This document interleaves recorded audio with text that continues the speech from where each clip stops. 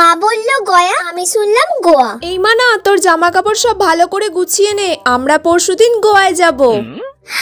Wow, আমরা পরশুদিন গোয়ায় যাব। মা খুব মজা হবে, তাহলে সবাই মিলে আমরা গোয়ায় যাব।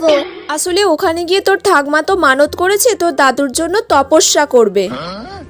ঠাকমা দাদুর জন্য তপস্যা করতে গোয়া যাবে? মাথাটা তো খারাপ হয়ে গেল নাকি? তোর যা জামা কাপড় আছে সব গুছিয়ে নে।